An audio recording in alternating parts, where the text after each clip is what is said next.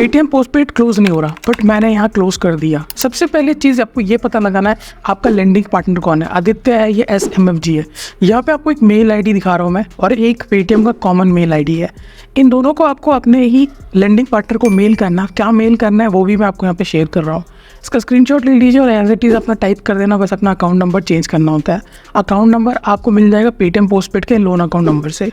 यहाँ पे जैसे आप क्लिक करते हो, होता है कि यहाँ पे आपके लेंडिंग पार्टनर को जब उनको मेल करोगे तो आपके क्लोजर के चांसेस काफ़ी हाई हो जाते हैं। पेटीएम में कस्टमर केयर का तो कोई नामो निशान नहीं है, कितना भी आप कोशिश कर लीजिए नहीं मिलते ये लोग। और अगर अपना पेटीएम पोस्टपेड अब तो काम भी नहीं कर रहा, 2-3 महीना हो गया, और फ्यूचर में जिस तरीके से पेटीएम का भी हालत है वो काम भी नहीं करेगा। बट फालतू का हम कन्वीनियंस चार्जेस क्यों दे, मेरे को आज तक समझ नहीं है। कस्टमर को लूटने के लिए कितने नए नए तरीके ये लोग बना लेते हैं, कोई कह भी नहीं सकता।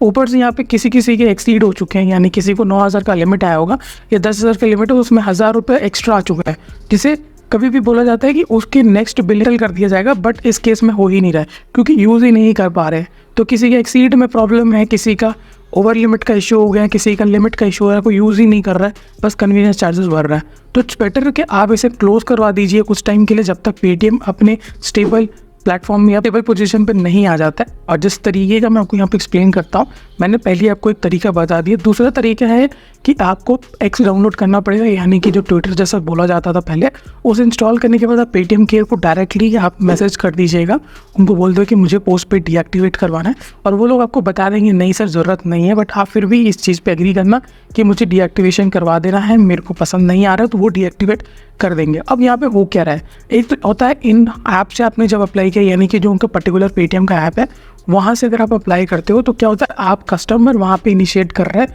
क्लोजर के लिए। बट यहाँ पे आपका क्या फ़ायदा हो रहा है कि आप पेटीएम केयर वाले को बोल रहे हो कि आप अपने साइट से डीएक्टिवेशन का जो रिक्वेस्ट है रेज करो, तो वो रिक्वेस्ट जल्दी अप्रूव होता है रादर देन अपने कस्टमर से अगर आपने अप्रूव करवाया। बेटर आप समझ चुके होंगे कि आपको पेटीएम टिकट जो रेज करना है वो तो आपने कर ही दिया है, बट याद रखना है कि आपको ये एक्स वाला भी कर देना।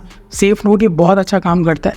3 तरीके मैंने आपके साथ टोटली इस वीडियो में शेयर किया है आपको, ये तीनों जेन्युइनली काम करेंगे। बट आपको कुछ चीज़ें हैं जो इंपॉर्टेंट रखना है कि आपका कोई भी ड्यू नहीं होना चाहिए। तो अगर अभी ये महीने के अगर आप एंड में हो और आपका कोई भी चार्जेस है, तो आप अगले महीने भर के, जैसे कि आप 8th के बाद, यानी कि 8 के डेट के बाद आप कभी भी क्लोजर के लिए रिक्वेस्ट डाल दीजिए डीएक्टिवेशन के लिए, तो वो लोग आपका रिक्वेस्ट एक्सेप्ट कर लेते हैं।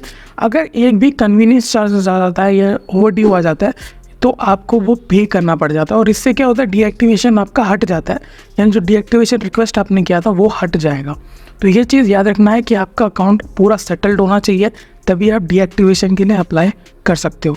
अगर इसके ऊपर भी आपको कोई भी डाउट आता है, कुछ भी आपको एरर शो कर रहा है, तो आप मुझे कमेंट कर देना, मैं आपको जल्द से जल्द रिप्लाई देने की कोशिश करूँगा।